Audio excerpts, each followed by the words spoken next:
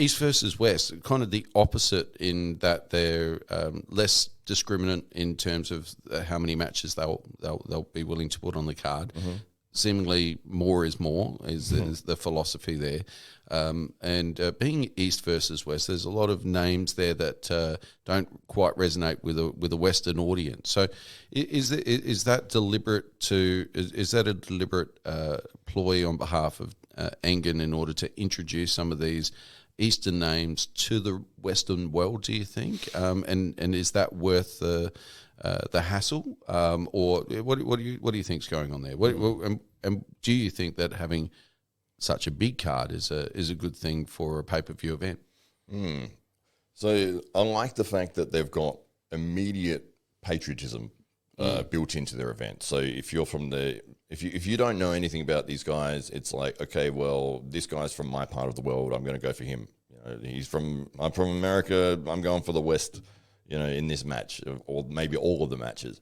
If you're from Europe, or it's like, well, great, I've got my guy that I'm going to cheer for. And so you don't have to know who the people are, because the patriotism side of it does take care of that in terms of he's somebody you can cheer for. He's from your part of the world. He's representing you in a way.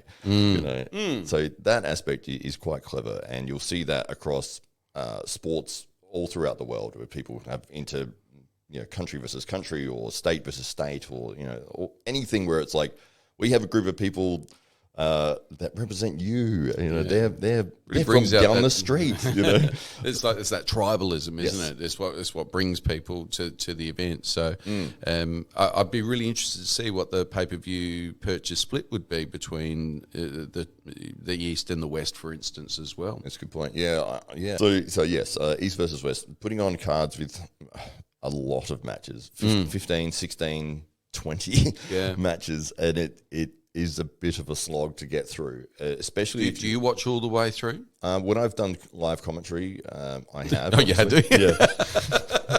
I fast-forwarded the live commentary. So is it like an arm wrestling marathon? Is that what it feels like? It did feel like that. And I was very excited for the main matches. And, there was maybe 4 matches near the top of the card that I really wanted to see. But by the time we got there, I almost just wanted to just be over with. Because it was like, this has been 6 hours or 6.5 hours, and we still got 4 matches to go. And it's like, by the time we've got to that point, it was like, man, I'm kind of tired. Like, it's been a lot to watch. But if you're buying the event, maybe you'd skip through the first 12, 15 matches just to see your favorites.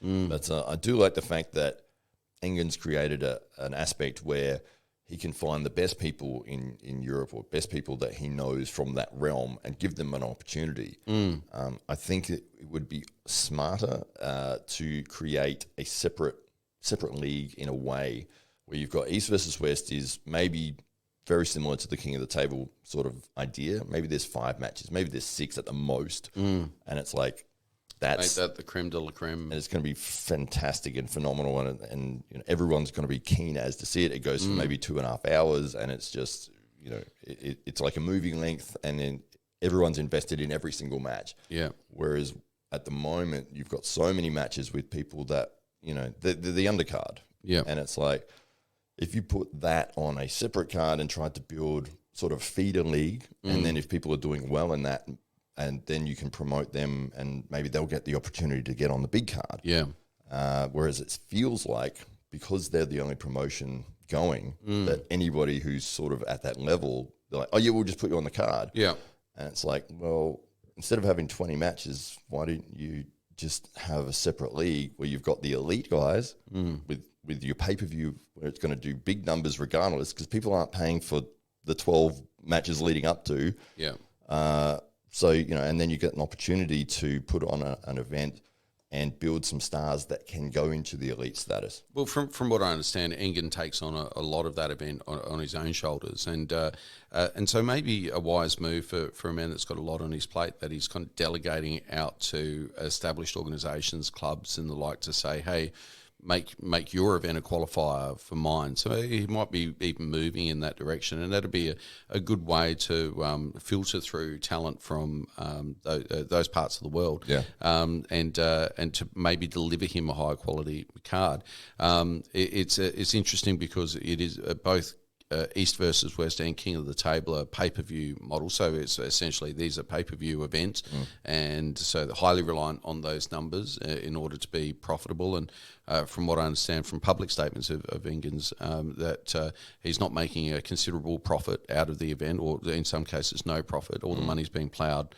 Whatever's being made is being ploughed straight back into the event, the production, and so as a pay-per-view event, it's not necessarily profitable with that. I guess those numbers, does it become more profitable with half the numbers, half the travel expenses, half the organisation involved? Maybe not. There's some interesting things going on both East versus West. So let's just really quickly. Production values, if you had to rate them out of 10, King of the Table. King of the Table is improved, and I think where they started at a it was 4, probably 4 to 5, and they've probably pushed up to a 7. East versus West. Their atmosphere is lacking. Atmosphere. The camera work is great, and they've got some good. So production's good. It's just the atmosphere. Yeah. Because I was going to talk about atmosphere as a separate kind of thing. So in terms of atmosphere, East versus West, you rank that. Well, it's not an ideal. Wherever they're holding it, it seems like it's on a stage and there's a theatre behind them, and it's like this doesn't seem to suit. It's very European in nature in terms of how to present it in that auditorium type of environment. Atmospheric King of the Table, it's improved dramatically, hasn't absolutely, it? Yeah. And especially the involvement of people that are actually standing next to the table now, not just sort of looking at their phones, they're actually wanting to see the match. I think the strength of personality, Jake's strength of personality makes a big difference too, and just in terms of the energy that's in the room, Yes. and how that's translated on the screen, and in terms of quality of competitor, King of the Table, East versus West, you reckon they're about the same? Yeah, I think they've used pretty similar on names, both the cards. big names. So we were talking like they're getting the top guys at the moment. So you have to say 10 out of 10 in terms of quality of the athletes. People are really tuning in because of Devon Larratt, Dave Chafee, these big names that are out there, Levan. People are tuning in because they want to see what the biggest and the best are up to in the world and want to see those guys up against themselves.